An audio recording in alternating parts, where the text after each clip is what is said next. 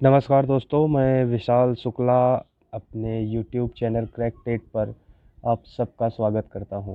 दोस्तों, जैसा कि हम सब जानते हैं कि हम इस समय प्रीवियस ईयर क्वेश्चंस की प्रैक्टिस कर रहे हैं और मैं आपको मैथ के सेक्शन को बता रहा हूं। तो जो भी कैलकुलेशन से रिलेटेड क्वेश्चंस होंगे मैं उसे सॉल्व करूंगा और मैथ्स के पेडागॉजी को भी आप देखने के लिए हमारे जो नीचे वीडियो के नीचे डिस्क्रिप्शन होता है उसमें लिंक दिया रहता है। आप वहाँ जाकर अलग अलग सब्जेक्ट्स के पेडागॉजी देख सकते हैं, जैसे कि मैथ का अलग होगा, चाइल्ड डेवलपमेंट एंड पेडागॉजी अलग होगा। तो उन सब चीज़ों को आप देखिएगा।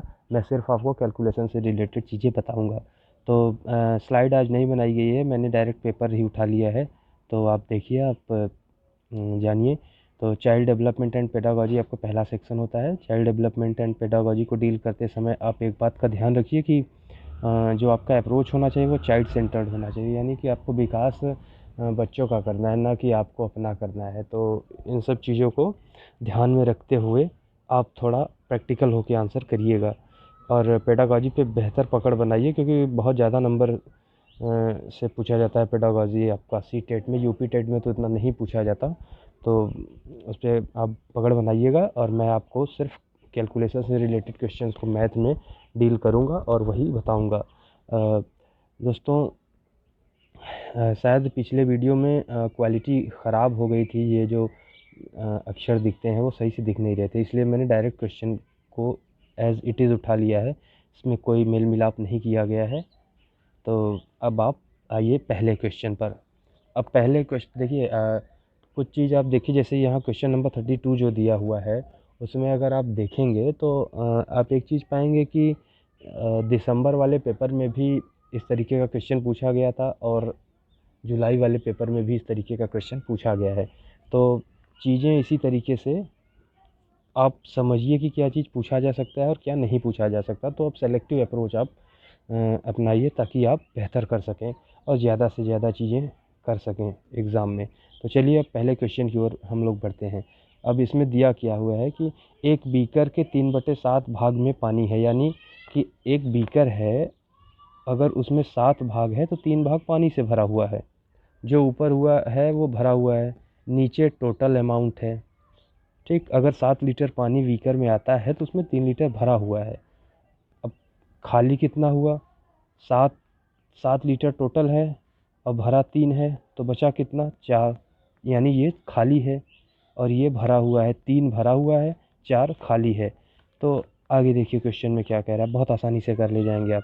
बीकर को ऊपर तक पानी से भरने के लिए 16 लीटर पानी की आवश्यकता है, यानी कि आवश्यकता है मतलब खाली है जो, उतनी ही तो आवश्यकता होगी आपको, यानी 16 लीटर। हमारे हिसाब से 4 लीटर खाली है, इसके हिसाब से 16, 4 यूनिट की वैल्यू 16 लीटर। तो 16 पर पहुंचने के लिए हम क्या करेंगे? 4 से मल्टीप्लाई करेंगे तो 16 लीटर पे पहुंच जाएंगे। तो यहाँ भी देखिए भरा कितना है, यहाँ भी 4 से मल्टीप्लाई करेंगे तो पता लग जाएगा कि कितने लीटर भरा है, यानी 12 लीटर पानी भरा हुआ है। अब टोटल करना है, टोटल कितना है? 7। 7 में 4 का मल्टीप्लाई कर दीजिए, 7 चौक 28। अगर यहाँ से आप ये नहीं समझ में आ रहा है कि 7 में क्यों किया, तो इतना भरा है, इतने की आवश्यकता है, टोटल जोड़ दीजिए 28। तो 28 लीटर आपका आंसर आ गया पहला। ठीक, इस तरीके से आप इस क्वेश्चन को करेंगे। एक बार मैं क्विक रिवीजन कराता हूँ इस चीज़ का कि कैसे किया गया। यहाँ पे 3/7 दिया हुआ है कि 3/7 भाग में पानी है। टोटल अमाउंट जितना पानी उस बीकर में आ सकता है वो आपका 7 है। 7 यूनिट पानी या 7 आ सकता है। और भरा कितना है? 3 यूनिट पानी। तो 3 भरा हुआ है और खाली तक कितना हुआ? 4। इतना भरा है तो इसमें से अगर घटा देंगे भरा वाला तो 4 आ जाएगा। यहाँ पे कह रहा है कि 16 लीटर पानी की और आवश्यकता है, तो वो पूरा भर जाएगा एकदम मुंह तक। तो 16 लीटर की आवश्यकता है, हमारे हिसाब से तो 4 यूनिट की आवश्यकता है, उसके हिसाब से 16 लीटर की। तो क्वेश्चन तक पहुंचने के लिए हमें 4 का मल्टीप्लाई करना होगा। 4 का मल्टीप्लाई कर दिए 16, तो अब आपका सब आंसर 4 गुने पर हो जाएगा। 3 में भी 4 का गुणा कर दीजिए। पहले 12 लीटर भरा था, 16 लीटर चाहिए, 28 लीटर। यहाँ से भी आप टोटल पा सकते हैं। यहाँ 7 यूनिट का टोटल आपका बीकर था, यहाँ भी 4 का गुणा कर दीजिए, तो 7 चौक 28। आपका इतना आंसर हो गया। तो इस तरीके से आप क्वेश्चन नंबर पहला कर लिए। अब क्वेश्चन नंबर दूसरे पर आते हैं। ध्यान रखिएगा कि मैं आपको सिर्फ कैलकुलेशन रिलेटेड क्वेश्चंस बताऊंगा। तो अब दूसरे पर आते हैं। अब दूसरा देखिए कैसे होता है। इसमें क्या कहा गया है कि अवरोही क्रम में, यानी कि पहले बड़ा वाला लिखेंगे फिर छोटा वाला लिखेंगे, मतलब घटते हुए क्रम में जाना है हमें। अवरोही मतलब घटते हुए क्रम में जाना है हमें, घटते हुए क्रम में। घटते हुए क्रम में यानी कि सबसे पहले बड़ा देखेंगे। तो मैंने आपको क्या बताया था कि अगर पॉइंट दिया हुआ है, डेसिमल दिया हुआ है, तो सबसे पहले डेसिमल के इस साइड का देखेंगे।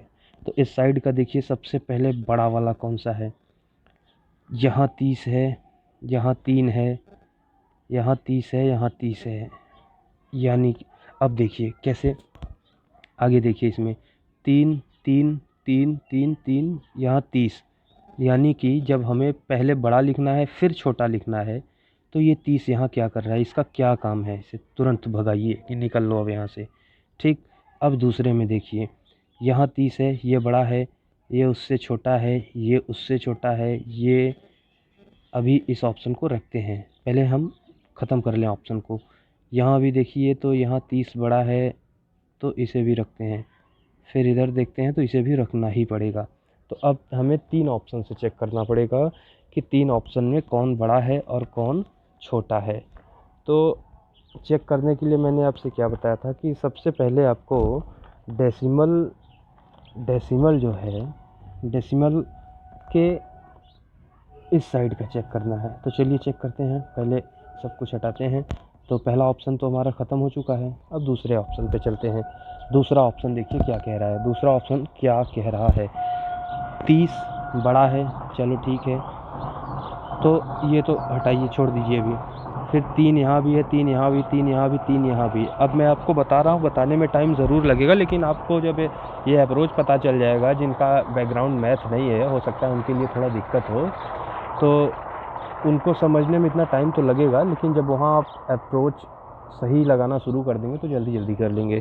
तो फिर देखिए जब यहाँ सब बराबर, ये छोटा है मतलब ठीक है, बड़ा फिर छोटा आ रहा है, तो अब यहाँ 5, यहाँ 0, यहाँ 0, यहाँ 0, यहाँ, ये तो छोटा ही है सबसे, इससे मतलब नहीं है, यहाँ तक तो ठीक है। अब यहाँ 0, यहाँ भी ठीक है, ये 5, तो ये दोनों ख़त्म। अब देखिए 0 0 0 यहाँ भी है, अब देखिए यहाँ 5 है, यहाँ भी 5 है, ये 0 है, अब तक यहाँ भी ठीक है। अब ये 5 5 5, तब ये भी ठीक हुआ। तो अब आपका ऑप्शन कौन सा होगा, क्या ये हो जाएगा, ये नहीं हो सकता, ये आपका नहीं होगा। क्यों, अब आप बताइए क्यों। क्योंकि देखिए 3.055, ठीक, 3.055 देखेंगे अगर आप इसे, तो 3.55 की जगह है 55 है ये, ठीक, 3 पॉइंट कितना है ये, 3.55, ठीक। तो देखिए अब इस ऑप्शन को छोड़ते हैं अपने पास, ये तो ख़त्म हो चुका है। इसे देखिए, मैं इसे इसलिए छोड़ रहा हूँ कि आंसर आपका यही है। अब देखिए यहाँ 30, ये बड़ा हो गया, ठीक है, इसे छोड़ देंगे। अब देखिए यहाँ 3 3 3 3, ये छोटा है, छोटा वाला सबसे लास्ट में रहेगा क्योंकि हम अवरोही क्रम में जा रहे हैं।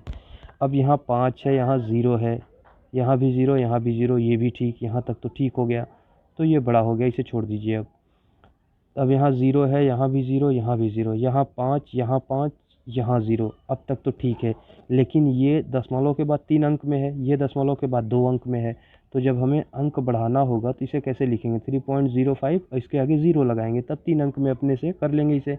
और ये क्या है, 3.055। मैंने आपसे क्या बताया था, हर अंक पे चेक करिए, यहाँ तक ये सेम है, यहाँ तक ये सेम है, यहाँ तक ये सेम है, लेकिन यहाँ पर ये बड़ा हो रहा है, ये छोटा हो रहा है, यानी कि ये तो अवरोही क्रम से रहने से रहा, ये तो आगे आगे जाएगा नहीं, यानी ये गलत है ऑप्शन। सेम उसी तरीके से इसमें भी अब हम करेंगे, इसे छोड़ दीजिए, बड़ा वाला 3 3 3 3 सब बराबर, इन दोनों में आइए, ये देखिए यहाँ तक तो ये दोनों सेम है, 2 अंक तक, लेकिन 3.05 के आगे हम 3 अंक में ले जाएंगे तो 0 लगा लेंगे अपने से। 3.055 यहाँ से तो ये बड़ा हो जा रहा है, तो ये भी नहीं होगा। अब ये नहीं होगा तो ये वाला तो आंसर ही हो जाएगा, ये वाला आंसर आपका हो जाएगा। ठीक, तो इस तरीके से आपका यहाँ पे आंसर बी बना। अब चलते हैं क्वेश्चन नंबर तीसरे की तरफ। अब देखिए यहाँ पे कन्वर्ज़न है कि एक केजी में आपको पता होना चाहिए कि 1 केजी में 1000 ग्राम आता है। 1 केजी में आपका 1000 ग्राम आएगा। 1 केजी इज़ इक्वल टू 1000 ग्राम। इसी पर पूरा बना हुआ है ये क्वेश्चन, और कुछ भी नहीं है इस क्वेश्चन में। अब देखिए, अ शॉपकीपर, एक दुकानदार ने 5.3 किलोग्राम बादाम और 2100 ग्राम ये कितना हो जाएगा? 2.1 100 ग्राम लिखिए या फिर 2.1 लिखिए डायरेक्ट। और कितना है? 5.3 ग्राम और किशमिश 2.2 ग्राम को मिला दिया तथा इस मिश्रण के बराबर बराबर 2 दर्जन पैकेट बना दिए। 2 दर्जन यानी 24 पैकेट बना दिए। इनको मिला दिया यानी कि जोड़ दिया होगा। तो 3 1 4 और 2 6 दशमलव 5 2 7 और 2 9 यानी 9.6 केजी का उसके पास पूरा प्रोडक्ट था। उसे 24 पैकेट में बांट दिया, मतलब 2 दर्जन पैकेट्स में बांट दिया। तो 2 दर्जन पैकेट्स में बांटा, तो उसे देखिए आप भी बांट दीजिए 9.6 को 24 से। ठीक, अब यहाँ 1.1 अंक पे है तो यहाँ 0 कर लीजिए, यहाँ 10 से मल्टीप्लाई करिए। देखिए इसको आसानी से और समझते हैं। यहाँ 10 से मल्टीप्लाई करिए, 1 अंक पे दशमलव है, 10 से मल्टीप्लाई, 2 अंक पे रहेगा तो 100 से मल्टीप्लाई, यहाँ 10 से मल्टीप्लाई करेंगे। ठीक, अब मैंने आपको मैथ की अगर सीरीज़ आपने देखी होगी तो मैंने आपसे कहा था कि अगर नीचे 10 रहे तो उससे छेड़खानी नहीं करेंगे, सब छोड़ देंगे उसको। अब देखिए 9.6 को यहाँ ये था हमारा, अब इसका 10 में 9.6 का 10 मल्टीप्लाई करेंगे तो 96 आ जाएगा। नीचे 24/10। ठीक, अब 24 से काटिए, 24 एकम 24 और 24 चौका 96।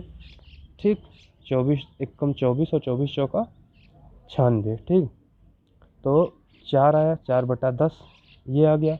अब यहाँ 10 है तो यहाँ 1 अंक पे दशमलव लग जाएगा। अगर नीचे 10 है और 200 रहेगा तो 2 अंक पे दशमलव, तो यहाँ पे कितना आ जाएगा? 0.4 kg। 0.4 kg को क्या लिखा जाता है? 400 ग्राम, यानी 400 ग्राम आपका आंसर आ गया। ठीक, इस तरीके से आपका ये हो गया क्वेश्चन। अब चलते हैं अगले क्वेश्चन की ओर। नेक्स्ट क्वेश्चन देखेंगे। नेक्स्ट क्वेश्चन नंबर ये। अब देखिए इसमें टोटल फैक्टर्स पूछा हुआ है, टोटल फैक्टर्स। तो अब यहाँ पे क्वेश्चन नंबर 34, यहाँ क्या कह रहा है? मैं कौन सी संख्या हूँ? ठीक, मैं कौन सी संख्या हूँ? अब बताइए भाई ये कौन सी संख्या है? बताया जाएगा इनके बारे में भी थोड़ी देर में। ठीक, मैं 2 अंकों की सम संख्या हूँ। सम संख्या यानी कि इवन नंबर, जो 2 से कट जाए। ऑप्शन में देखिए कि कौन कौन सी ऐसी संख्या है जो 2 से कट जाएगी। तो 2 से तो ये 8 भी कटेगा, लास्ट अंक देखते हैं कि कटेगा कि नहीं 2 से। ये भी कटेगा, ये भी कटेगा, ये भी, यानी कि इस लाइन से हमें ऑप्शन से कुछ भी नहीं पता लग रहा है। तो अब देखते हैं कि आगे क्या होगा। मैं 3 4 और 6 का सार्वगुणज हूँ, कॉमन मल्टीपल हूँ। किसका? 3 4 और 6 का। अब देखिए 3 4 और 6 से कौन कौन कटेगा? ये कट जाएगा, ये कट जाएगा, ये कट जाएगा, ये नहीं कटेगा आपका, क्योंकि 6 5 11, 3 से कटने के लिए, 3 से कटने के लिए लास्ट में 3 होना ज़रूरी है। बाकी जोड़िए, ये भी 4 से कटेगा, ये भी 4 से, ये भी 4 से, 6 से भी, 6 से सब कट जाएगा। तो आपका आंसर बनेगा ये 36, क्योंकि जब आप इस लास्ट में क्या दिया हुआ है कि मेरे कुल 9 गुणनखंड हैं, तो गुणनखंड जब आप करेंगे तो 36 का 9 बनेगा। गुणनखंड कैसे निकालेंगे? अब देखिए, जैसे पहले 9 × 4 36, ठीक, फिर 18 × 2 36, इस तरीके से करेंगे तो 9 बनेगा। इसी का सिर्फ आपका आंसर आएगा। तो इस तरीके से कर दीजिएगा। अगर मैं पूरा गुणनखंड बताऊंगा तो ज़्यादा लंबा वीडियो खिंच जाएगा।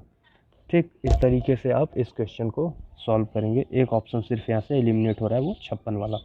अब आइए देखते हैं नेक्स्ट क्वेश्चन को। अब यहाँ पर एक गृहिणी मोबाइल लेगी, उसी से रिलेटेड ये क्वेश्चन है। अब देखिए क्वेश्चन क्या कह रहा है। आशा घर के खर्च में से कुछ रकम बचाकर एक मोबाइल फ़ोन खरीदना चाहती है। उसके पास कुछ पैसे आते हैं, वो पैसे बचाती है, उससे मोबाइल लेना चाहती है। प्रत्येक सप्ताह व सोमवार को 50 रुपये, मतलब सोमवार को कितना बचाती है, 50 रुपये। ठीक। बुधवार को 100 रुपये, बुधवार को 100 रुपये बचा रही है, और शुक्रवार को 80 रुपये बचाती है। ठीक। तथा रविवार को इसमें से 60 रुपये खर्च कर देती है। अभी तक तो बचा रही थी इसलिए जुड़ गया। अब भाई जो खर्च होगा वो तो घट जाएगा। जैसे कि मैं रोज़ 5-5 रुपये जोड़ रहा था, मतलब मंडे को जोड़ा 5, संडे को ट्यूसडे को जोड़ा 5 और थर्सडे को जोड़ा 5, तो 3 दिन मैंने 5-5 रुपये जोड़े 15। अब मान लीजिए फिर चौथे दिन मुझे 10 रुपये खर्च करने पड़े, तो फिर मेरे पास कितने रुपए बच गए। 3 दिन में मैंने 15 रुपये जोड़े और 10 रुपये खर्च कर दिए, तो बचा कितना, बचा हमारे पास 5 रुपये। तो उसी तरीके से 3 दिन उसने इतना जोड़ा और 60 रुपये खर्च कर दिया। तो अब उसके पास कितना बचा, इसको जोड़िए, 8 5 13 130, 130 और ये 230 में से 60 रुपये माइनस हो गए, तो कितना बचा उसके पास, 170 रुपये हर हफ्ते वो जुटा ले रही है। उसे मोबाइल कितने का लेना है, 5950 रुपये का, 5950 रुपये का मोबाइल लेना है। 170 रुपये वो जुटा रही है हर महीने, 170 रुपये वो हर महीने जुटा रही है। अब देखिए कैसे करेंगे। 170 जुटा रही है, अब मोबाइल कितने का लेना है, मान लीजिए हर हफ्ते वो 170 रुपये का किस्ती भर रही है, तो कैसे करेगी कि कितने हफ्ते में भर लूँगी, तो भाग दे देगी। ठीक, वो भाग दे देगी। तो अब देखिए काटिए इसको, 0 से 0 गया। अब 17 से, 17 तियाँ 51। ठीक, 17 तियाँ 51। अब यहाँ पे बचेगा आपका 8, 8 बचेगा, तो इस 8 इधर जाएगा तो 5 हो जाएगा। 80 और 5 85, 85 17 पचे 85, यानी कि ये 35 हफ्ते, 35 हफ्ते में ये अपना निकाल लेगी मोबाइल। ठीक, इस तरीके से ये क्वेश्चन भी आपका हुआ। अब चलते हैं क्वेश्चन नंबर नेक्स्ट। अब देखिए यहाँ पे कन्वर्ज़न आ गया, ये बाइनरी कन्वर्ज़न है। इसमें बहुत कुछ करना नहीं है, हमें ज़्यादा दिमाग नहीं लगाना, नहीं तो हम कंफ्यूज हो जाते हैं कि कहाँ कैसे क्या करना है। अब आप ध्यान से देखिए कि यहाँ 2 लिखा हुआ है ब्रैकेट के बाहर, ब्रैकेट के बाहर 2 लिखा हुआ है।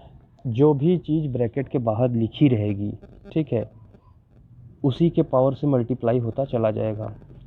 ठीक, अब देखिए यहाँ जैसे 1 1 0 1 1। ठीक, तो पहले में 2 की पावर 0, दूसरे में 2 की पावर 1, यहाँ 2 की पावर 2, यहाँ 2 की पावर 3, फिर चौथे में, पाँचवें में 2 की पावर 4, यानी 0 से शुरू होगा और इस तरफ बढ़ता जाएगा। इस तरीके से हमें करना है। अब देखिए क्या लिखा है, 1, तो लिखेंगे क्या, 1 इंटू 2 की पावर 0 बराबर 2 की पावर 0 की वैल्यू, किसी भी संख्या की पावर 0 होगी तो उसकी वैल्यू 1 होती है, तो ये 1 हो जाएगा और ये 1 बराबर 1। अब यहाँ, अब इस पर आ गए, 1 इंटू, यहाँ क्या है, 2 की पावर 1, कितना आ जाएगा, 2 का एक बार गुणा करेंगे 2 और इंटू 1 बराबर 2। ठीक, ये 0 है तो फिर 0 में कुछ भी मल्टीप्लाई कर दीजिए वो 0 ही होगा, 2 की पावर 2 बराबर ये 0 ही हो जाएगा। अब यहाँ देखिए 3 पावर बनाया हुआ है मैंने, 2 की पावर 3, 1 इंटू 2 की पावर 3। अब 2 की पावर 3 कैसे करेंगे, इसे 2 इंटू 2 इंटू 2 3 बार। ठीक, तो ये क्या हो जाएगा, 2 दूना, ये 2, 2 दूना 4 दूना 8, 8 में 1 का मल्टीप्लाई करेंगे तो 8 आ जाएगा। अब यहाँ 2 की पावर 4 है, उसी तरीके से करिए, 1 इंटू 2 की पावर 4। अब यहाँ 3 था, 8 था, फिर यहाँ 2 का मल्टीप्लाई कर देंगे, 16 हो गया, तो ये 16। अब जोड़िए, 16 8 24, 1 25 और 2 27, इसका आंसर कितना बना, 27। सिंपल चीज़ करना था, जो आपका बेस वैल्यू दिया हुआ है उसी पर आप कैलकुलेट करेंगे। ये बेस वैल्यू 2 है, पावर इधर से लेना शुरू करिए, 0 से शुरू करिए, जहाँ तक जा रहा है वहाँ तक करिए, उसका मल्टीप्लाई करते जाइए। बस आपको सिर्फ इतना ही करना है। ये बाइनरी कन्वर्जन था। ऐसे हेक्सा में आता है, ऑक्टा में आता है, बहुत सारे कन्वर्जन आते हैं। फ़िलहाल हमें वो पढ़ना नहीं क्योंकि अभी इस क्वेश्चन पेपर में दिया हुआ नहीं है। अब चलिए देखते हैं क्वेश्चन नंबर नेक्स्ट की ओर। नेक्स्ट देखते हैं क्या कह रहा है। Question number 37। क्वेश्चन नंबर 37 यहाँ कह रहा है, नीचे आ जाओ बच्चे। ये देखिए, यहाँ 10 का यूज़ भी है और 10 का यूज़ नहीं भी है। आपके क्वेश्चन में दिया हुआ है, इसलिए आप कर लीजिए। अगर आप चाहें तो ना भी करें तब भी काम चल जाएगा। देखिए, एक वर्ग की भुजा 10 सेंटीमीटर है। वर्ग मतलब चारों भुजा बराबर होगी, ठीक। तो ये 10, तो ये 10, ये 10, ये 10, ये 10। यदि वर्ग की भुजा दुगनी कर दी जाए, यानी 10 है तो कितनी कर दी जाए, 20। अगर ये 20 होगी तो ये भी 20 कर दी जाएगी, ये भी 20 कर दी जाएगी, ये भी 20 कर दी जाएगी। नया परिमाप कितने गुना हो जाएगा, परिमाप निकालना है। तो परिमाप आप आसानी से निकालिए, दोनों तरीके से निकाल लीजिए परिमाप। परिमाप आप पहले तो, परिमाप क्या होता है, परिमाप होता है, परिमाप चारों साइड का जोड़। तो 4 साइड और ए होता है उसका 4a, यानी कि परिमाप अगर 10 रहा होगा, भुजा 10 रही होगी तो कितना परिमाप रहा होगा, 40। अब दोगुनी कर दी गई है, यानी 10 का मान 20 कर दिया गया है। तो नया परिमाप निकाल लीजिए, 4a 4 गुणित 20। यहाँ पे कितना आ गया, 80। देखिए 40 था, 80 हो गया, कितना गुना हुआ, 2 गुना हुआ। तो 2 गुना आपका ये आंसर बन गया। फॉर्मूला आप याद रखिएगा, अगर फॉर्मूला नहीं आता है तो फिर वहाँ टाइम टेकिंग हो जाएगा आप लोगों के लिए। वो इसलिए कि उस समय सिर्फ ये होता है कि हम कितने मैक्सिमम क्वेश्चंस कर सकें, और उसी में हमें होने लगती है जल्दबाजी। जल्दबाजी में हम करते हैं गलती। तो ऑप्शन थोड़ा ध्यान से देखते रहिएगा कि क्या हो रहा है, कैसे हो रहा है, किस लिए हो रहा है। वो जब देखते रहेंगे तो क्वेश्चन आसानी से सॉल्व कर लिया जाएगा। अब देखिए ये वाला क्वेश्चन देखिए, इसमें क्या कह रहा है। इस क्वेश्चन में कह रहा है कि which of the following letter है both horizontal and vertical line of symmetry. Symmetry मतलब समान, एक समान हो। हॉरिजॉन्टल लाइन से भी अगर हम काट दें उसे तब भी, और वर्टिकल लाइन से काट दें तब भी वो एक समान हो। निम्नलिखित में से किन अक्षों में क्षैतिज और ऊर्ध्वाधर समिति दोनों की रेखाएं हैं। सममिति मतलब सिमेट्री। तो अब देखिए, आप इसे खुद करके देखिए, रटने से अच्छा है कि आप खुद करके देखिए, ठीक। अब करेंगे कैसे, अगर मैंने मान लीजिए ये ए लिखा, ठीक, ए लिखा, ए ऐसे काटा, ठीक। ये ये हो गई वर्टिकल लाइन मतलब क्षैतिज। हिंदी में तो मैं कंफ्यूज हूँ, क्षैतिज होगा कि ऊर्ध्वाधर होगा। तो ये वर्टिकल लाइन कटा, इसमें तो ये आधा आधा डिवाइड हो गया। लेकिन जब हम इसे ऐसे काट रहे हैं तो देखिए, इधर ये वाला शेप हो रहा है, इधर ये वाला शेप हो रहा है। क्या कटा, क्या नहीं। तो दोनों तरफ से बटा, बराबर में नहीं बटा। तो इस तरीके से ऑप्शन नंबर ए गलत हो गया। अब उसी तरीके से अब देखते हैं ऑप्शन नंबर सी को। सी पर भी खींचिए, ये देखिए क्या ये सेम डिवाइड हो रहा है। इस देखिए, पहले ऐसे किया, ऐसे, इधर देखिए दो इस तरीके से आ जा रहा है, इस साइड ये आ रहा है, ठीक। तो सेम में नहीं हुआ, गलत हो गया। अब वाई को देखते हैं, वाई कटता है क्या, वाई को भी देख लेते हैं। ऐसे किया गया, यहाँ वाई लिखी है, ये कटा नहीं। इस तरीके से भी खींच के वाई देखिए, नहीं। सिमेट्री हो रही है, नहीं। तो ये भी नहीं, ये भी नहीं, ये भी नहीं। तो आपका आंसर ये हो गया। यक्स भी हो गया तो कैसे हो गया, इसे भी तो देख लिया जाए।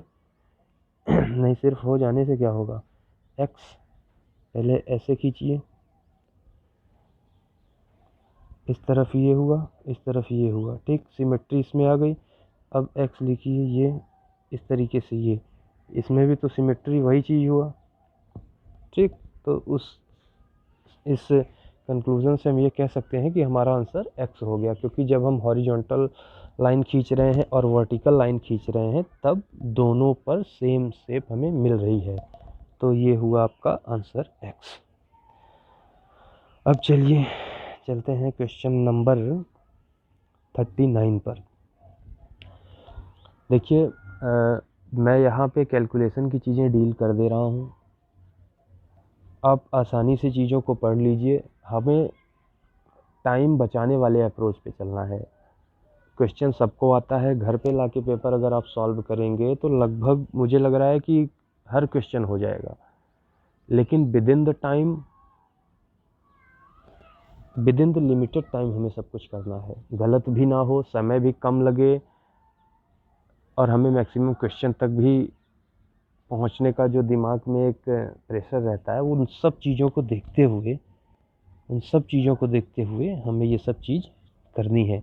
इसलिए प्रैक्टिस बनाए रखिए। मैं कोई नया चीज़ पढ़ा नहीं रहा हूँ, लेकिन प्रैक्टिस बनाइए। हो सकता है कि मैं कुछ नया दूँ जो आप ना जानते हो, आपके लिए नया हो सकता है कि कोई आपको ऐसा अप्रोच मिल जाए जो बहुत जल्दी क्वेश्चन को कर दे। जैसे कि मैंने ऑप्शन वाला एक दिन मेथड बताया था, तो ऑप्शन से आप कट कर दे रहे हैं, तो उसी तरीके से आप एक ऐसा, हाँ, मतलब हर तरीके से आप वर्सेटाइल हो जाइए एकदम। तो ये थोड़ी सी ज्ञान की बातें थी। अब चलिए फिर से क्वेश्चन पर आते हैं। और देखते हैं कि क्या कह रहा है। 72 इंटू 28 बराबर 36 गुणित 4। अब यहाँ पर क्या होगा, ठीक, इतना ऑप्शन दिया हुआ है, और फिर नीचे भी दिया हुआ है कि इसमें से कौन सा होगा, ठीक। तो इसे अब देखिए, तो इतना लंबा ऑप्शन वगैरह दिया है, तो इससे अच्छा है कि हम अब इसमें तो ऑप्शन से ना ही जाएं, इसमें कर ही लिया जाए, तो जल्दी हो जाएगा। तो इसे जल्दी के लिए किया जाए, चलिए करते हैं इसे जल्दी करते हैं इसे, ठीक। जल्दी कैसे होगा ये देखिए। 72, एक मिनट, 72 है, ठीक। ये देख, ओहो, ये आपका यहाँ से अब शुरू करते हैं। 72 है, 72 इंटू 28 बराबर 36 गुणित 4 इंटू यहाँ मान लीजिए x है, ठीक। x है। अब देखिए, अब इसका मल्टीप्लाई मत करिए कि अब लगे मल्टीप्लाई करने में पड़े हैं 72 का 28 में, 72 का 28 में, तो फिर तो बहुत ज़्यादा टाइम लग जाएगा। इधर देखिए क्या ये कट पिट रहा है कुछ, हाँ देखिए 36 के पहाड़े में 72 आता है तो 2 बार गया, 4 को काटिए 28 से 7 बार गया, यानी x की वैल्यू कितनी आ गई, 7 इंटू 2, 14। x की वैल्यू हमारी 14 आ गई है। अब हम चलेंगे ऑप्शन पे, देखिए x की वैल्यू 14 हमारी आ चुकी है, ठीक। x is equal to 14, x की वैल्यू कितनी है, 14। अब देखिए ऑप्शन, देखिए 7 का गुणज है, 7 का गुणज है क्या, 7 इंटू 2, यही तो 14 होता है, 7 है ना इसमें, तो ये ऑप्शन सही हुआ, ऑप्शन ए सही हुआ। एक अभाज्य संख्या मतलब जो भाज्य ना हो, अगर ये भाज्य ना होती तो इसका 2 गुणज कहाँ से बनता, ये 2 से भी कट रही है, 7 से भी कट रही है, यानी कि ये ऑप्शन गलत हुआ। 10 से कम है, 14 बड़ा है कि 10 बड़ा है, ऑफ कोर्स 14 बड़ा है, ये भी ऑप्शन गलत हुआ। एक सम संख्या है, मतलब इवन नंबर है क्या, इवन नंबर 2 से कट रहा है, यानी ये इवन है, तो ये भी ऑप्शन आपका सही हुआ। 56 का गुणनखंड है, देखिए 14 के पहाड़ा में 56 आता है क्या, 14 दूना 28, 14 त्रिक 42, 14 चौका 56, ठीक, 14 चौका 56, मतलब ये भी सही है। यानी हमारा कौन कौन सा सही है, ए और डी और ई, ये 3 ऑप्शन सही हैं। अब यहाँ से हमें नहीं लगाना है, ए डी ई सही है हमारा, कौन सा सही है, ए डी ई, कौन सा सही है, ए डी ई। अब देखिए इसमें कौन सा ऑप्शन है, ए बी सी नहीं होगा, ए डी वी नहीं होगा, ए सी डी ई नहीं होगा, ए डी ई ये ऑप्शन हमारा दिया है, चौथा आंसर हम तुरंत सही कर देंगे। तो इस तरीके से क्वेश्चन ये ख़त्म हो गया। इतना बड़ा था लेकिन इसे आसानी से कर लिया। अब देखिए ये क्वेश्चन आपका पेडागॉजी का है, तो इसे आप पेडागॉजी वाले सेक्शन में जाकर पढ़िएगा, जहाँ से आपको अच्छी तरीके से चीज़ें समझ आएँ। अब मैं बताऊँगा तो मेरी उतनी कमांड नहीं है पेडागॉजी पे कि मैं आपको ये बताऊँ, उसमें भी अगर गलत सलत हो गया तो फिर ज़्यादा दिक्कत होगी। तो इस तरीके से ये आपका मैथ का सेक्शन हुआ। 2019 का पेपर था ये, और कौन सा, जुलाई वाला, ठीक। अच्छा अभी क्वेश्चंस बचे हुए हैं, रुकिए, जुलाई वाला। ये जुलाई वाला था। अब देखिए इसमें क्या कह रहा है कि how many quarters are there in, quarter मतलब क्या होता है, वो वाला क्वार्टर नहीं जो पीते हैं, ठीक। इसमें क्वार्टर का मतलब एक चौथाई, 1/4 भाग, ठीक। तो इतना दिया हुआ है, उसमें एक चौथाई भाग हमें, एक चौथाई भाग का कितना होगा ये निकालना है। जैसे कि अगर हमें दे दिया कि 10 स्क्वायर फीट का आपका ये कमरा है, तो आप इसमें बताइए कि 40 स्क्वायर फीट का आपका ये कमरा है। अब बताइए कि 4 स्क्वायर फीट के कितने कमरे होंगे। तो क्या करते हैं हम, सिंपली भाग कर देते हैं 4 से, तो निकल आएगा कि 10 कमरे हो जाएंगे। तो ठीक उसी तरीके से इसमें भी कर दीजिए आप, बिल्कुल आसान तरीके से, बिल्कुल आसान तरीके से। पहले इसे बनाइए बटे में 18 चौक, ये देखिए ये भी कैसे बनता है, ये भी आप समझिए। जिनका मैथ से बैकग्राउंड नहीं है, जिनका मैथ्स है उनके लिए तो ये सब बहुत इजी चीज़ होगी, तो वो नहीं देखेंगे वीडियो तब भी चलेगा। इसका मल्टीप्लाई करेंगे, यहाँ से मल्टीप्लाई होगा, ये जुड़ जाता है। तो 18 चौक 72 और 3 75, और बटे में यही रहता है 75/4, ठीक। अब किस में करना है, किस अनुपात में बांटना है हमें, क्वार्टर में, क्वार्टर में कर लीजिए भैया, 1/4, ठीक, 1/4। अब देखिए इसे, हमारा आंसर क्या है, 75/4, ये हमारा बना था, ठीक। अब देखिए ये 1 मानिए, ये 2, ये 3, ये 4, ठीक। तो 1 2 ऐसे ही लिखते हैं, और 4 ऊपर चला जाता है, 3 नीचे चला आता है। ये 4 था तो ये ऊपर चला आएगा, ये 3 नीचे आ जाता है। इस तरीके से जो डबल फ्रैक्शन होता है उसको करते हैं, ठीक। तो हमारा कैसे था, 75/4 भागे 1/4। तो अगर देखें तो ये फर्स्ट था, ये सेकंड था, ये थर्ड था, ये फोर्थ था। तो मैंने आपसे क्या बताया कि first upon second into fourth upon third, इस तरीके से चलना है, ठीक। तो 75/4 इंटू, अब ये 4 ऊपर चला जाता है तो 4 यहाँ आ गया, इंटू यहाँ क्या है 1 है तो 1 कर लीजिए, ठीक। समझ रहे हैं ना। तो इस तरीके से आपका ये हो जाता है। तो इस तरीके से जब आप इसे करेंगे तो अब आप कैलकुलेशन तो खुद भी कर सकते हैं कि इसे काटेंगे तो कैसे कटेगा, ठीक। तो इस तरीके से आपको बांटना आना चाहिए कि मतलब ये जो फ्रैक्शन था, बहुत लोगों को होता है कि अरे यार ये 4 फ्रैक्शन हो गए, मतलब 2 फ्रैक्शन हो गए, तो अब ये कैसे होगा, क्या होगा, इसमें लोग फंस जाते हैं। तो 4 से 4 कटा, अब ये तो आपका आंसर 75 तो आ गया, हम जान गए। लेकिन हो सकता है बहुत लोग फंस जाते हैं ना कि अब भाई इसमें क्या किया जाएगा कि ये 75/4 है, फिर उसके नीचे भी 1/4 लगा हुआ है, तो जो सब चौथे नंबर पर रहता है वो एकदम ऊपर आ जाता है, ठीक है। 75 के साथ गुणा हो जाएगा उसका पहले नंबर के साथ, बाकी जो बचेगा वो नीचे गुणा हो जाता है। बस सिंपल तरीके से आप काटिए, 75 आंसर आपका आ गया। होता है कैलकुलेशन में दिक्कत होती है, मैं भी मैथ पढ़ता था शुरू में तो मुझे भी होती थी कि यार कौन सा जाएगा ऊपर, कौन सा जाएगा नीचे, तो उसमें दिक्कत ना हो इस तरीके से आपको ये कर लेना है। अब देखिए क्वेश्चन आया, ये क्वेश्चन नंबर 56 को देखिए। 56 क्या कह रहा है, एक स्कूल में आधे छात्र बैडमिंटन खेलते हैं। ये क्वेश्चन भी दिसंबर वाले पेपर में आया हुआ था, मैंने आपको बताया था। अगर आप देखेंगे मतलब टाइप लगभग यही है, यही सब चीज़ें पूछ रहा है ज़्यादातर, ठीक। 1/2 बैडमिंटन खेलते हैं, 1/2 लोग बैडमिंटन खेल लेंगे भाई, चलो खेल लिए।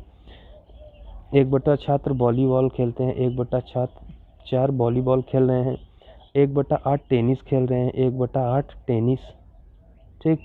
1/16 शतरंज खेल रहे हैं, 1/16 शतरंज खेल रहे हैं, शतरंज को यस लिख दिया। बाकी जो बचे वो तैराकी, ठीक, वो तैराकी को क्या लिखें, तय लिख दे रहा हूँ मैं, ठीक, तैराकी। तो अब इनका एलसीएम लीजिए, पहले अपने हिसाब से हम बनाते हैं क्वेश्चन को। इनका एलसीएम लीजिए, ठीक, इनका एलसीएम लीजिए, कितना आ जाएगा एलसीएम लेंगे तो इसका एलसीएम आएगा 48। ऐसी संख्या मानिए जो सबसे कट जाए, 2 से भी कटे, 4 से भी, 8 से भी, 16 से भी, तो 48 हुआ। 24 16 से नहीं कटेगा, इसलिए उसका एलसीएम 48 होगा, 24 नहीं होगा, ठीक। तो अब चलिए देखते हैं, मैंने आपसे क्या कहा था, इसको इससे काटिए, कितनी बार जाएगा ये 24 बार। तो मेरे हिसाब से 24 लोग क्या खेल रहे हैं, 24 लोग बैडमिंटन खेल रहे हैं। 48 से काटिए 4 को, कितनी बार जाएगा? 12 बार। तो 12 लोग क्या खेल रहे हैं? वॉलीबॉल खेल रहे हैं, ठीक। अब फिर देखिए 8 को काटिए 6 बार जाएगा, यानी 6 लोग टेनिस खेल रहे हैं। इसको काटिए 3 बार जाएगा, यानी 3 लोग क्या खेल रहे हैं? शतरंज खेल रहे हैं, ठीक। उसके बाद जो बचेंगे वो तैराकी। बच कितने लोग रहे हैं? 2 ये हुए और 12 ये, 12 2 14, 14 और 6 20 और 3 23, ठीक। 23, तो 25 लोग बच रहे हैं। क्या बच ये? अच्छा, यहाँ 24 है। 24 और 12 36, 36 3 39, 39 और 6 45। तो 45 लोग इतना गेम खेल रहे हैं, ठीक। ये गेम तैराकी बच रहा है। तो 48 में से 45 तो ये लोग हो गए यहाँ से यहाँ तक। तो बचा कितना? 3। 3 तैराकी खेल रहा है। अब देखिए, अब क्वेश्चन में क्या कह रहा है? यदि वॉलीबॉल खेलने वालों की संख्या 160 है, वॉलीबॉल खेल रहा है जो, वो 160 है, तो वॉलीबॉल वाले को पकड़ो भाई। वॉलीबॉल वाला ये हुआ। इसका मतलब कि 12 यूनिट की वैल्यू, हमारा 160 दिया हुआ है, कलर चेंज कर रहा हूँ मैं। 12 यूनिट की वैल्यू 160 दिया हुआ है, ठीक। तो हमें निकालना क्या है? शतरंज कितने लोग खेलते हैं, मतलब इस 3 यूनिट की वैल्यू निकालना है, ठीक। अब आइए, अब परसेंटेज अगर आपने मेरा देखा होगा तो आप बहुत अच्छी तरीके से इसे कर ले जाएंगे, अगर परसेंटेज देखा होगा तब, ठीक। तो 12 यूनिट की वैल्यू क्या बोल दिया वो? 160। पूछ रहा है 3 यूनिट की वैल्यू कितनी होगी। अगर 12 को 3 बनाना है तो क्या करेंगे? 4 से भाग देंगे, ठीक। और अगर ये भी नहीं कर पा रहे हैं तो इस तरीके से करिए। 12 यूनिट की वैल्यू 160 है, तो 1 यूनिट की वैल्यू कितनी हो जाएगी? 160 भागे 12। अब हमें निकालना कितना है? 3 यूनिट की वैल्यू। तो 160 भागे 12 गुणित 3। अब इसे काटना पीटना शुरू करिए, आंसर आ जाएगा 3। 4 बार गया, इसे काटेंगे तो ये 40 बार। तो क्या हो गया हमारा? कुल मिला के 40 प्लेयर हैं जो क्या कर रहे हैं? क्या पूछा हुआ है? शतरंज खेलते हैं। 40 प्लेयर जो हैं वो शतरंज खेलते हैं। बड़ी आसानी से हमने ये निकाला। इसमें बहुत कुछ करना हमें नहीं था, बहुत ज़्यादा दिमाग भी लगाना नहीं था कि क्या कैसे किस लिए होगा। तो इस तरीके से 40 हमारा आंसर भी आ गया है। तो उम्मीद कर रहा हूँ कि ये आपको समझ में आया होगा, और कोई दिक्कत हुई होगी तो आप जो करेंगे नहीं, कमेंट करिएगा, बताया जाएगा। और मुझे तो लग रहा है कि अब मैंने सारी क्वेश्चंस करा दिए हैं जहाँ तक होता है, या फिर शायद कुछ और बच रहा है, वही मैं एक बार चेक कर लूँ। अगर कुछ बच रहा होगा तो उसे भी देखा जाएगा। शायद कुछ बच रहा है क्या? कुछ तो बच रहा होगा, शायद नहीं। चलिए देखते हैं, आगे क्वेश्चन को देखते हैं। कुछ बच रहा है? आओ, यहाँ भी बच रहा है। चलिए इन क्वेश्चंस को भी करते हैं। यहाँ क्या हुआ? दीपा एक डाकघर में पत्र और पार्सल डाक से भेजने के लिए जाती है। डाक की दरें इस प्रकार चित्रित हैं। मतलब 20 ग्राम या उससे कम का अगर आप भेज रहे हैं डाक, तो उसका किराया 5 रुपये। 20 ग्राम से जितना ज़्यादा होगा, 20 ग्राम, मतलब अगर 1 ग्राम भी ज़्यादा होगा तब भी 20 रुपये लगेगा, 20 ग्राम तक ज़्यादा होगा तब भी 20 रुपये 2 रुपये लगेगा, ठीक। अब 50, अब पार्सल जो है, पार्सल का भार क्या है? 50 ग्राम से कम या 50 ग्राम तक 5 रुपये, उससे ज़्यादा होगा तो 1 ग्राम भी ज़्यादा होगा 3 रुपये लग जाएगा, 50 ग्राम तक ज़्यादा होगा 3 रुपये, 60 ग्राम हो जाएगा 6 रुपये लग जाएगा, ठीक। तो इस तरीके से अब देखिए वो कैसे कैसे भेजी है। दीपा 2 पार्सल क्रमशः 250 ग्राम और 300 ग्राम, पार्सल वाला है तो पार्सल वाले से कैलकुलेट करिएगा, ये नहीं कि वो पत्र वाला निकाल दें। पार्सल वाला है तो पार्सल वाले से 250 ग्राम, यानी 50 ग्राम का तो 5 रुपये फिक्स है, ठीक, 5 रुपये। अब कह रहा है कि जब बढ़ेगा तो हर 50 ग्राम के लिए 3 रुपये लगेगा। तो 250 ग्राम में से 50 ग्राम तो यहाँ चला गया, अब बचा कितना? 200 ग्राम, ठीक। तो 200 ग्राम को अगर 50 ग्राम के हिसाब से बांटेंगे तो ये 4 बार बटेगा, तो 4 में फिर 3 का मल्टीप्लाई कर देंगे, क्योंकि प्रत्येक 50 ग्राम के लिए 3-3 रुपये हो रहा है। तो 4 3 12 और 5 17 रुपये, ठीक। 17 रुपये 250 ग्राम वाले के लिए हो गया। कितना हो गया? 17 रुपये 250 ग्राम वाले के लिए हो गया। 17 रुपये 250 ग्राम वाले के लिए हो गया। 17 रुपये 250 ग्राम वाले के लिए निकालिए। 250 ग्राम वाले के लिए कितना लग गया? 17 रुपये। अब ठीक इसी तरीके से 300 ग्राम वाले के लिए, तो 50 ग्राम के लिए कितना लग जाएगा हमारा, 50 ग्राम के लिए तो हमारा 5 रुपये लग जाएगा। अब 50 ग्राम से जितना ज़्यादा होगा उतना 3 रुपये देना होगा, तो ये कितनी हुआ 250 ग्राम। यानी कि अगर 50 वाले में बांटेंगे तो ये 5 बार बटेगा, तो 5 बार हमें 3 रुपये देना होगा, यानी कि 5 गुणित 3 15, 15 5 20, यानी 300 ग्राम वाले के लिए कितना दिया हमने 20 रुपये। टोटल 20 10 30 7 37 रुपये दिया है सिर्फ पार्सल के लिए, पार्सल का भार जो है। ठीक, लेकिन अभी क्वेश्चन आगे भी है, पत्र भी उसे भेजना है कि भैया ये मैंने भेजा है, तो वो पत्र लिखेगी, उसका भी भार होगा कुछ। तो पत्र के भार के लिए क्या है 20 ग्राम है या फिर उससे कम है 5 रुपये। तो पत्र देखिए एक तो 20 ग्राम का ही है, तो एक 5 रुपये लगा 20 ग्राम का, ये 5 रुपये लग गया। एक 35 ग्राम का है, तो 35 ग्राम में 20 प्लस 15, तो 20 का तो 5 रुपये लगा। अब प्लस 15 का कितना लगेगा, उसका कितना लगेगा, उसका 2 रुपये लगेगा, क्योंकि अतिरिक्त इतना ही है। अतिरिक्त का चार्ज जो है वो 2 रुपये प्रति 20 ग्राम है, 1 ग्राम भी बढ़ेगा तब भी 2, मतलब 5 5 10 और 2 12। और पहले हमारा कितना लगा था 37 और 12 49, हमारा आंसर कितना आ गया 49 रुपये। 49 रुपये आप आंसर टिक कर दीजिएगा, 49 चौथा। इस तरीके से ये क्वेश्चन भी आपका हो गया। कुल मिला के आपको देखना है कि पहले 50 ग्राम को आप अलग कर लेंगे, उसके बाद जितना बचेगा उसे 50 ग्राम पैकेट में बांटेंगे, तो जितना आएगा फिर जो अतिरिक्त चार्ज लग रहा है उतने पैकेट को उतने से अतिरिक्त चार्ज से गुणा करिए, आपका आंसर आ जाएगा। अब देखिए ये अगला क्वेश्चन आपके स्क्रीन पर, आपकी स्क्रीन पर ये अगला क्वेश्चन यहाँ क्या कह रहा है, ये क्वेश्चन समझिए। क्वेश्चन नंबर 58 है, क्वेश्चन नंबर 58। अंकों 2 3 4 5 6 7 8 का निम्नलिखित रिक्त स्थानों में व्यवस्थित किया गया है। ठीक, इन्हें व्यवस्थित किया गया है। अब क्या कह रहा है, योग करने पर अधिकतम संख्या संभव होगी। अधिकतम संख्या कौन सी संभव होगी, अधिकतम संख्या संभव करने के लिए देखिए, अगर ये 1 2 3 1 2 3 6 अंक है, 3 3 जोड़ा जाएगा। अधिकतम अंक तभी होगा जब सैकड़ा वाले प्लेस पे, यानी जो हमारा हाईएस्ट प्लेस होगा वो इधर वाला होगा, हाईएस्ट डिजिट होगा जो इस साइड होगी। तो यहाँ हाईएस्ट डिजिट क्या हो सकती है 8। ठीक, तो 8 7 और 6 लिख दें। ठीक, अब यहाँ क्या करें, यहाँ भी हाईएस्ट लिखिए 4 3 2। ठीक, इस तरीके से। अब देखिए यहाँ ये भी तो हो सकता था कि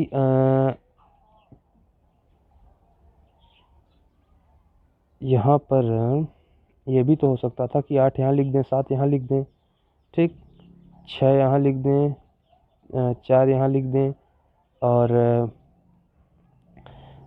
उसके बाद बचा क्या 7 8 6 4 3 4 2 3 4 6 7 8। तो यहाँ क्या होगा ये देखेंगे हम। ठीक, तो हमारा क्या था कि पहले तो हमने ऐसे लिख लिया, लेकिन क्या ये सही है। मैंने आपसे क्या बताया कि जो आपका हाईएस्ट प्लेस वैल्यू होगी हाईएस्ट प्लेस की, वहाँ पे हमें हाईएस्ट रखना है। तो मतलब इन दोनों स्थान पर हाईएस्ट होना चाहिए। तो इन दोनों स्थान पर हाईएस्ट क्या हो सकता है, 8 हो सकता है और 7 हो सकता है। यही इन 6 की 6 संख्याओं में यही सबसे बड़ी है। फिर अब उससे नीचे आइए, उससे नीचे आएँ तो या तो 6 यहाँ रख दीजिए या यहाँ रख दीजिए, दोनों जगह कोई मतलब नहीं, कहीं भी रख दीजिए। अब 6 से छोटी संख्या क्या हुई, 4 हुई। 4, क्योंकि इसके बाद जो बची है वो सबसे छोटी संख्याएं होंगी। या 3 यहाँ रख दीजिए, 2 यहाँ रख दीजिए, या 2 यहाँ रख दीजिए, 3 यहाँ रख दीजिए, कुछ भी रख दीजिए, कैसे भी कर दीजिए। तो कुल मिला के बना क्या 8 6 3। ठीक, 7 4 2, इस तरीके से करिए, जोड़िए 3 2 5। अब इतना कर लिया हमने। ठीक, इतना कर लिया। या तो हम यहाँ से ये भी कर सकते थे कि हम ये अगर जानते हैं कि सबसे बड़ी संख्या तभी बनेगी जब इस डिजिट पर हाईएस्ट होगा, इस डिजिट पर हाईएस्ट वैल्यू जब होगी इस डिजिट यहाँ हाईएस्ट वैल्यू होगी तभी होगा, यानी कि ये दोनों तो सब इधर ही बुक हो जाएंगे। इधर हाईएस्ट होना चाहिए, यहाँ सबसे लोवेस्ट होगा। सबसे लोवेस्ट में क्या है, 2 3 या फिर 3 2 ऐसे ही होगा। तो इसको भी जोड़ेंगे 5 आएगा, इसको भी जोड़ेंगे 5 आएगा। ऑप्शन में देखिए किस में 5 है, इसमें 5 नहीं है, कट गया। इसमें 5 नहीं है, कट गया। इसमें 5 नहीं है, कट गया। ये हाईएस्ट हो गया, आंसर वैसे ही मिल गया, हमें उतना जोड़ने की ज़रूरत भी नहीं है। तो इस तरीके से हमने यहाँ भी ये कर लिया कि कैसे हमें इसको अरेंज करना है। तो अब हाँ, ये क्वेश्चन भी शायद, हाँ ये क्वेश्चन भी आपका कैलकुलेशन से रिलेटेड है, तो इसे भी करते हैं। अब देखिए ये घड़ी से रिलेटेड है, इसके बाद शायद चेंज इन EVS आ गया। अब ये क्वेश्चन आपका लास्ट है, लास्ट क्वेश्चन है ये आप